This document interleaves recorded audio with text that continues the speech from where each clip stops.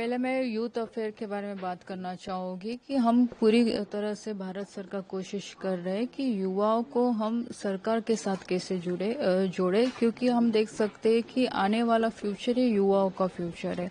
और युवाओं का इन्वॉल्वमेंट ये सब चीजों में होना बहुत जरूरी है। तो माय भारत पोर्टल के माध्यम से और मिनिस्ट्री के माध्यम से जितने भी सब मिनिस्ट्री है जिसमें युवाओं के लिए खास करके काम हो रहा है या देश के डेवलपमेंट के लिए काम कर रहे हैं, तो माय भारत के साथ हम युवाओं को जोड़ रहे हैं। आज देख सकते हैं कि माय भारत पोर्टल के ऊपर लगभग आई थिंक सो 1.5 करोड़ के लगभग आज हमारे युवा उसमें इन पैनल हो चुके हैं कि जिसको आज हर एक चीज गवर्नमेंट क्या काम कर रही है, कौन सी योजनाओं पे ऊपर काम कर रही है, तो आज हर एक युवाओं को इसके माध्यम से पता चल रहा है। और इसका फायदा सरकार को ये होने वाला है कि जिस तरह से हम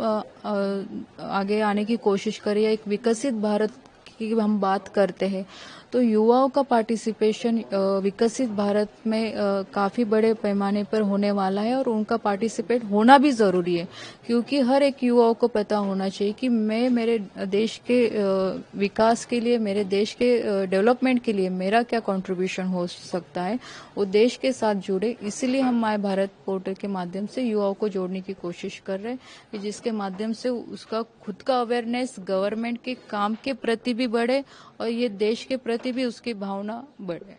एक अस्मिता के बारे में बताइएगा, जो कि महिलाओं को भी खेल से जोड़ने के लिए, उनको भी सशक्त करने के लिए खेल के क्षेत्र में जो आपका जो प्रोग्राम है उसके बारे में बताइए। अस्मिता प्रोग्राम में खास करके महिलाओं के लिए शुरू किया गया प्रोग्राम है, क्योंकि खेल ये सिर्फ हम मेडल अचीव करने के लिए नहीं खेलते, तो एक हमारे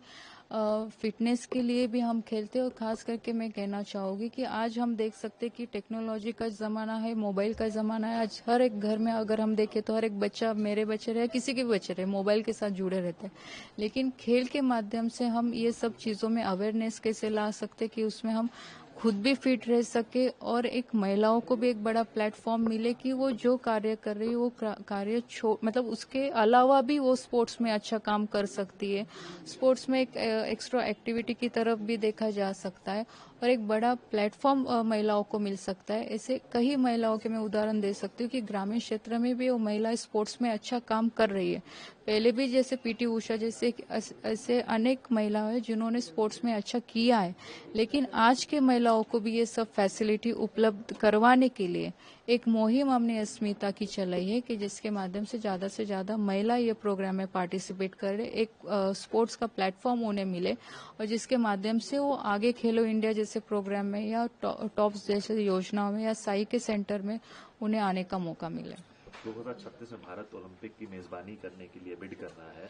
उसको मद्देनजर रखते हुए आप क्या चाहेंगे कि स्टेट एसोसिएशंस भी जो हैं वो सेंटर को किस तरह मदद करें ताकि ये जो सपना है भारत के ओलंपिक होस्ट करने का वो एक हकीकत बने? स्पोर्ट्स में स्टेट का रोल बहुत इम्पोर्टेंट मायने रखता है, क्योंकि जैसे आपको मैंने पहले भी बताया कि स्पोर्ट्स से स्टेट का विषय आता है। लेकिन आज हम कोशिश कर रहे हैं कि हर राज्य सरकारों के साथ हम बात करके राज्यों में जितने भी स्पोर्ट्स फैसिलिटीज है वो किस तरह से डेवलप हुई है या और हमें क्या करने की कोशिश है कि जिसके माध्यम से हम स्टेट का इंफ्रास्ट्रक्चर ज्यादा से ज्यादा वो लेवल तक लेके आए कि